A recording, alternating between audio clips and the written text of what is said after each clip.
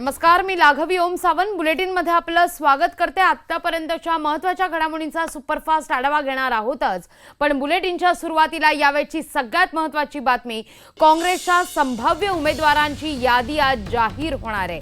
12 उमेदवारांची नावे आज दिल्लीतून जाहीर होण्याची शक्यता आहे। या नावांमध्ये जुन्या दिग्गज उमेदवारांना पुन्हा संधी दिली जाण्याची चिन्हे आहेत। काँग्रेसच्या केंद्रीय समितीच्या बैठकीमध्ये राज्यातील या उमेदवारांच्या नावावर शिक्कामोर्तब होण्याची शक्यता आहे। ही नावे एकदा आपण पाहूया। गडचिरोलीतून डॉक्टर रामदेव उसंडी, यवतमाळमधून काँग्रेस केंद्रीय समितीच्या बैठकीमध्ये राज्यातील या उमेदवारांच्या नावावर शिक्कामोर्तब होण्याची शक्यता आहे। याविषयी अधिक माहिती घेऊया आमचे प्रतिनिधी प्रशांत लीला रामदास यांच्याकडून। प्रशांत, काय अधिक माहिती या संदर्भात? आज केंद्रीय समितीची बैठक आहे आणि या बैठकीमध्ये जर बघितलं आपण तर जवळपास 12 उमेदवारांच्या नावांची घोषणा होण्याची शक्यता आहे। या संभाव्य उमेदवारांच्या नावांमध्ये जर बघितलं आपण तर पुण्यातून खास करून गडचिरोलीमधून डॉक्टर नामदेव उसंडी, त्यानंतर वर्धेतून चारुलता टोकस, नंदुरबारमधून केसी पाडवी, धुळ्यातून रोहिदास पाटील, रामटेकमधून मुकुल वासनिक, हिंगोलीतून राजीव सातव, नांदेडमधून अशोक चव्हाण यांच्या पत्नी अमिता चव्हाण, सोलापूरमधून सुशीलकुमार शिंदे जे माजी केंद्रीय गृहमंत्री होते, यवतमाळमधून माणिकराव ठाकरे, मुंबई दक्षिणमधून मिलिंद देवरा, मुंबई उत्तरमधून प्रिया दत्ता आणि दक्षिण मध्य मुंबईमधून एकनाथ गायकवाड याच उमेदवारांना पुन्हा एकदा काँग्रेस यांच्यावर विश्वास टाकणार आहे आणि त्यांना उमेदवारी देण्याची शक्यता व्यक्त केली जात आहे। या प्रकारची सध्या चर्चा आहे। निश्चित प्रशांत, ही सगळी नावं जर आपण पाहिली तर यावरून एक स्पष्ट होतोय की पारंपरिक उमेदवार उभे करण्यात आलेले आहेत, हुकमी ऐक्य उमेदवार उभे करण्यात आलेले आहेत। कुठेतरी काँग्रेस सावध पवित्रा घेताना पाहायला मिळते, रिस्क घ्यायची नाहीये 2019 करता।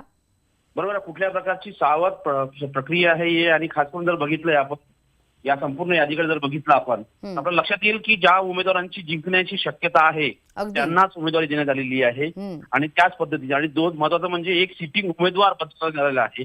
अशोक चव्हाण यांच्या जागेवर त्याच्या पत्नी जी आहे नमिता चव्हाण त्यांना उमेदवारी देण्याचा जवळपास निर्णय होतोय।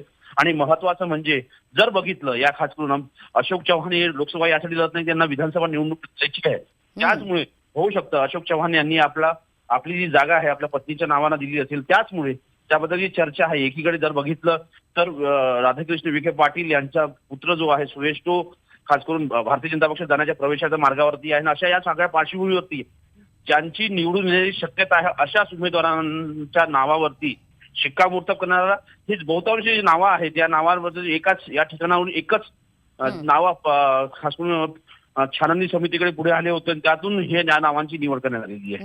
निश्चित त्यामुळे आज या नावांची अधिकृत घोषणा होण्याची शक्यता आहे। धन्यवाद प्रशांत, तुम्ही दिलेला एकूण असे सविस्तर माहिती करता। तुमच्याकडून वेळोवेळी अपडेट्स घेत राहू। यानंतर सुद्धा बातम्या पाहणार आहोत। अर्थातच यावेळच्या सगळ्यात महत्त्वाच्या बातम्या,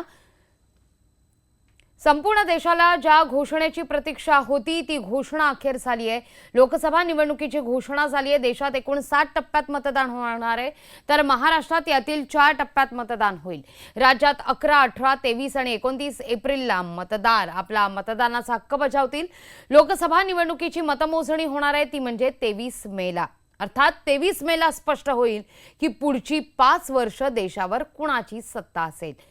पहिला टप्पा आपण पाहतोय 11 एप्रिलला पहिल्या टप्प्यातलं मतदान होईल। 7 जागा आहेत यात, वर्धा, रामटेक, नागपूर, भंडारा, गोंदिया, गडचिरोली, चिमूर, चंद्रपूर आणि यवतमाळ, वाशिम।